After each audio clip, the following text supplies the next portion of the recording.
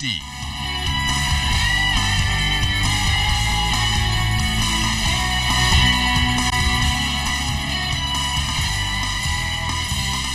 ZNS Network presents The Bahamas Tonight. This portion of the news brought to you by BTC Everyday. Good Saturday evening, all. I'm C.S. Scatterly, and welcome to the Bahamas Tonight, the weekend edition. Thanks so much for joining us. We begin tonight with news from the labor front. The Bahama Resort has been at a standstill for months, incomplete, and with no revenue being generated and bills accumulating daily, still no conclusion has been reached between the developer, its Chinese investors, and contractor. This coupled with another court deadline fast approaching. The decision to terminate nearly 2,000 Bahamians this week was a devastating blow, but to some inevitable due to the continuing impasse. The news has created quite a stir, with many concerned about their economic as well as psychological well-being. A senior Department of Labor official reassures the jobless that all is not lost, as more positions could become available soon. Officials at the Department of Labor say they're ready to assist those workers made redundant on Friday at the Bahamian Riviera. Director of Labor Robert Farquharson confirmed to ZNS News that members of Bahamar's senior management team indicated that 1,984 employees received redundancy letters and 354 remain on the payroll. And while those numbers concern labor officials, Farquharson remains steadfast, saying all is not lost and there are options to consider. There are a number of position vacancies that may become available, particularly in the hotel sector. We know that at least 2 hotels are expected to open in another few weeks, and maybe some of those employees can be absorbed in that process. 2,000 people is a lot of people. We anticipate that early next week we will have a number of persons who will come making inquiries, making calling. They can call our hotline at 502-0999 with any questions, and if they have to come to our offices, we will be ready to accept them and entertain and answer any questions that they may have. But we're going to do all we can at the Department of Labor to assist them through this time, and hopefully we'll be able to bring the government and the investor will be able to bring this matter to a close so we can have the hotel open up as quickly as possible.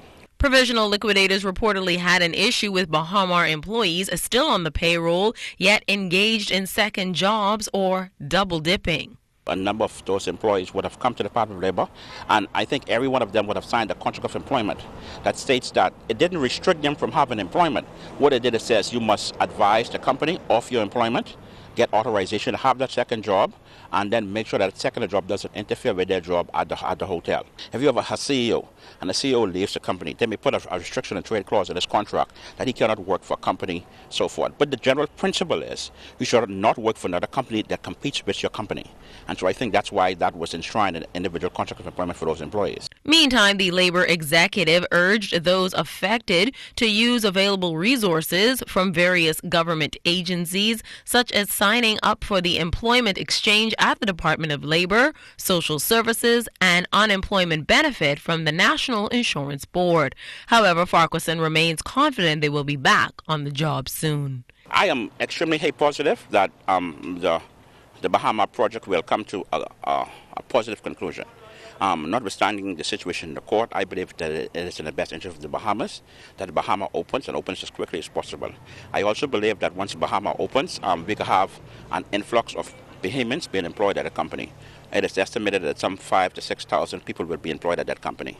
So hopefully, once that happens, then the void that is so large now will obviously be filled. The Next Generation talks about the way forward for the Bahamas as the Prime Minister makes a critical pledge to them. The nation's leader also challenging youth in the country to be the change they want to see. This while candidly discussing the major hurdles his government faces with creating jobs. We get that story tonight from Clint Watson. A great challenge for the government is creating sufficient employment for youth. And with the abundance of talent among young people today in the performing arts, Prime Minister the Right Honorable Perry Christie told those attending Vision 2040 National Development Plan Summit that he wants to put a dent in this problem. Unemployment can creep and slip into criminality. and where, as a result of what is happening in the country, we have to do much more to be able to ensure that people like yourselves, who look like you, who live in those communities, and who are unemployed. And so this obligation to be able to find work for you that will enable you to have a dignified existence is an ever-pressing obligation. But a part of the solution, according to the Prime Minister, will be the willingness of young, vibrant, talented minds to access opportunities throughout the Bahamas on various family islands, and not just in the capital. If we are going to develop the Bahamas, some of you have to go to the frontiers of development as is taking place in our country. Some of you will have to see the opportunity to have a career and to live out that career in new frontiers. When we opened the Four Seasons development in Exuma, that five-star hotel chain had an incredible difficulty because they couldn't get sufficient Bahamians trained. When they recruited in Nassau, they wouldn't stay long at Exuma. They homesick and they go back home. And ultimately, they left the Bahamas, the Four Seasons. Youth from a cross-section of the community and various organizations nationally spent the day discussing what they would like to see the Bahamas become years from now and solutions to the issues we face as a nation. Prime Minister Christie reiterated to the future bright minds of the country the importance of planning, calling it critical. That is why the work of preparing a national plan, what Bahamas I'd like to be living in 10 years, 20 years, 30 years from today, become wonderful questions for persons such as yourself. And you are doing it for the children that you would have. I can't tell you how important that is, so that we could build on the successes of the governments before us. The idea is to engage young people at all levels, excluding none. Prime Minister Christie again talked about the Star Academy, which once fully operational will provide opportunities for youth who experience difficulties learning or experience behavioral challenges. He says the focus is to ensure every child counts and none is left behind, as all have the potential of making a positive contribution to the future of the Bahamas. Clint Watson, ZNS Network News. Thanks, Clint. The Water and Sewage Corporation said it has reduced the amount of water that it has to supply into the system by some 25%. This after losing millions of gallons to leakages. With the corporation's remediation works lost, revenue has been reduced significantly. General Manager Glenn LaVille said the success is in part due to its non-revenue reduction project. LaVille addressed the luncheon earlier in the week, hosted by the Bahamas Chamber of Commerce and Employers Confederation. At the same time that we did that, we've increased our water sales by 16%. So not only are we reducing the amount of water we have to supply, but we also are increasing sales. So it's had a significant impact on our system. We're able to supply persons with water 24/7. We can shut down the desal plants for the necessary maintenance, whereas in the past, if they shut down for even a few hours, we were in dire straits and had to ration water.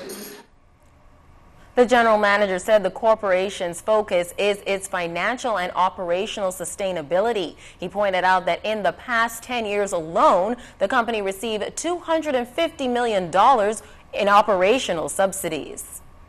We started implementation in January 2013, and by the end of 2014 and coming into 2015, we've already reduced our water production by 25% in New Providence.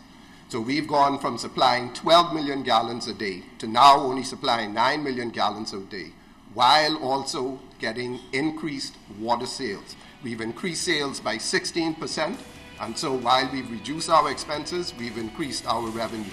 We expect this trend to continue for the rest of the program. News from the Crime Beat, along with major festivals on tap for the country in the coming weeks. That and more when the Bahamas Tonight, the weekend edition, returns. Welcome back. Tonight, officers continue their investigations into the country's latest homicide, number 122 for the year. That incident took place in Nassau Village late Friday afternoon. Head of the Central Detective Unit, Chief Superintendent Paul Roll. Police received reports of gunshots being discharged in the Taylor Street area of Nassau Village. Officers responded to the scene where they encountered an adult male. We believe he's about 30 years of age, suffering from gunshots to the body. EMS also responded to the scene where, upon examining this individual, pronounced him lifeless. Our preliminary investigation is that the young man was sitting on the porch of his residence when three persons pulled up in a Nissan type vehicle, exited wearing TAM masks and armed with handguns, entered the yard where the victim was sitting and began discharging shots at him. He was struck multiple times and collapsed on the porch of the residence where he was found and later pronounced dead. Also from the crime beat, 2 men are in hospital tonight after being shot in separate incidents. The first incident occurred shortly after 10:30 p.m. Friday when a man was shot while walking through a track road on Pratt's Alley off Rupert Dean Lane. And around 11 p.m. a man was walking on Taylor Street off East Street when he was approached by an armed gunman who shot him before fleeing on foot. Both are listed in serious condition. And a 25-year-old Pinewood Gardens man on bail for a number of serious offenses was taken into custody after police found a handgun and ammunition at a home on Avocado Street on Thursday. The Minister of Foreign Affairs appealed to the international community for more justice and fair play for the Bahamas, as well as other small island states of the Caribbean region. The minister's comments came at the second annual convocation of diplomats to the Bahamas on Friday. Carla Palmer tells us more. Minister of Foreign Affairs, the Honorable Fred Mitchell, is lobbying the support of the Diplomatic Corps, which comprises individuals representing some 70 countries globally, for the Bahamas to play a more vital role at the United Nations level.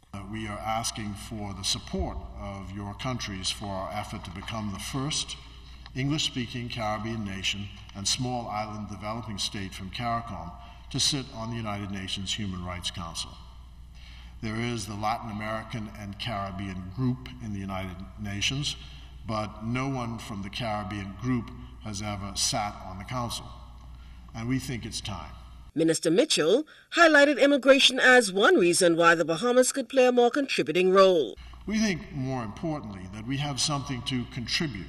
And amongst other things, we believe that the world's interest in migration at the moment is a subject to which the Bahamas can contribute. We experience thousands of economic migrants coming to our shores without leave every year. And it is important from the Caribbean perspective that the Caribbean perspective on these issues find their way into the World Forum. Additionally, the Foreign Affairs Minister is urging support of diplomats for the Bahamas to return to the Council of the International Maritime Organization. We continue to speak up for the viability of our financial services sector. We want to develop our young people and provide them with opportunities to live and work at home and abroad. We are concerned about climate change and the environment. We look forward to some binding commitments in Paris. We hope that the funding will be available to states like ours that are vulnerable, and the fact of our GDP per capita is not used to our detriment. The meeting of the Diplomatic Corps is expected to end this Friday with a reception at Government House. Carla Palmer, ZNS Network News. Thanks, Carla. The Minister of National Security, the Honorable Dr. Bernard Nottage, attended the official technical acceptance ceremony for HMBS Lawrence Major at the Ha Long Shipyard in Vietnam on Wednesday. HMBS Lawrence Major was officially launched on July 10th and successfully completed ship trials in the South China Sea in September. She is the 6th of 9 vessels of the $232 million Royal Bahamas Defense Force's Sandy Bottom project. Minister Nottage endorsed the quality workmanship of the Ha Long shipyard under the direction of Damon Shipyard and quantified the importance of completing the 188-foot-long vessel as recovery efforts in the aftermath of Hurricane Joaquin are in great demand. Additionally, Minister Nottage expressed gratitude to both companies and their contributions to the production of a vessel that marks the first of its kind purchased by the Bahamas government. HMBS Lawrence Major is expected to arrive in the Bahamas by mid-December. Stay tuned. Sports is next with Julian Gibson.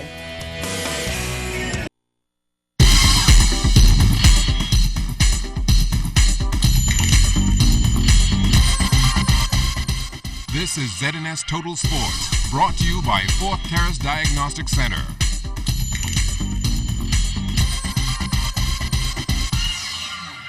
Hi, good evening and welcome to Sports Saturday. I'm Julian Gibson, coming to you from beautiful Camps Bay, South Andros. Well, the Danny Pratt High School basketball tournament taking place yesterday. How about Donald Davis? Boy, they got past North Andros Junior boys. The final score was 17-13. I think we played good. I think we could make more layups and free throws, but all around was a good game. What do you guys need to do in order to win it on? Just stay aggressive, keep playing defense, and keep going on. We play good. We just need to finish strong. Also, junior boys action, it was Princeville Falcons nipping South Andros junior boys. The final score, 15-13. I think we played our best abilities. I think we could play better than how we played today. What is it going to take for you guys to win the championship and take it back to the capital? Hard and defense.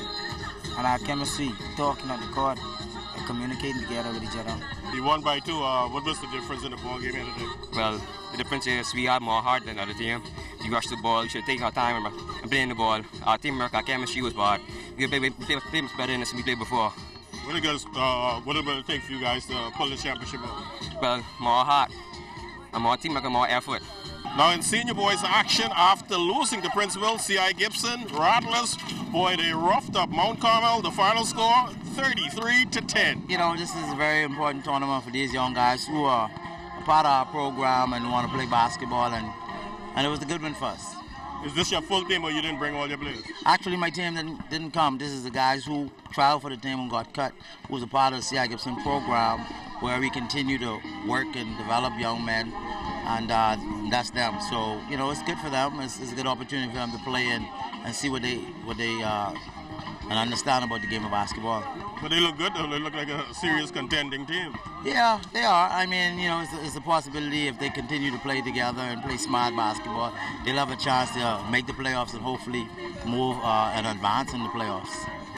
Shifting gears, according to Sports Minister Dr. Danny Johnson, he believes in the future, when it comes to the Sports Hall of Fame, we need to look at recognizing teams. And another thing that I think we add new to this is we want to make sure the teams also get special recognition. So they mightn't go in the Hall of Fame, but we want to honor them in the recognition ceremonies. A lot of our great teams over the years, you know, or Oreo's team from I wouldn't say the date, 77, who really, you know, rose to the top of the world in softball, people need to know that, and so that's what these things are very important about. And yesterday at the Kendall Isaac Gym, it was buzzing with activities. We're talking about public service, volleyball tournament. Yes, everybody having fun. Aviation playing with tourism, teachers playing with ZNS. Everybody likes to play with ZNS, and they simply had themselves a blast. And finally in sports, softball is in the air. That's right, into the Providence Softball Association Championships. How about the Lady Hitters? Boy, they have a 2-1 commanding lead on the Johnson Lady Truckers. They're hoping to close out tonight in Game 4. Also, the Commando Security Truckers, they also have a 2-1 game lead on the BTC Warriors. They're looking to win that championship. Of course, the Bahamas Softball Federation round-robin tournament will start Thursday coming at the Bankers Softball Field. They will have the champions in from Abaco, Grand Bahama, Eleuthera, Andros, and of course, New Providence. That's all the time for sports on Saturday. Once again, I'm Julian Gibson, coming to you from beautiful Camps Bay, South Andros, where the Daniel Pratt high school basketball tournament is in full effect. Stay tuned. Your weather forecast is still to come.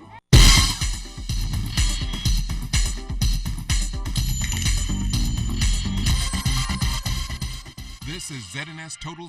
It's time now for a check on tonight's weather forecast. Meteorologist Greg Thompson is joining us in studio with the details. Good evening, Greg. Yeah, good evening, and hello everybody. A nice day around the islands as we do have that breeze continuing and high pressure system dominating our weather. Not much in terms of any clouds and any showers, but most of those will be on the sporty side. Temperature right now outside our studios 80 degrees with an east-northeasterly wind flow at around 8 knots. Your relative humidity at 70%, barometric pressure 29.97 inches, and it is steady. Temperature-wise around the remainder of the islands, well, near the 80-degree mark. Very comfortable out there. 80 in Freeport, Grand Bahama, 80 in Abaco as well. Then we pick up 79s in Bimini and the Berry Islands, more 80s in Ilusra over in Cat Island here in the capital, 81 in Andros, string of 79s in Exuma, Long Island, and Salvador, down in Maguana.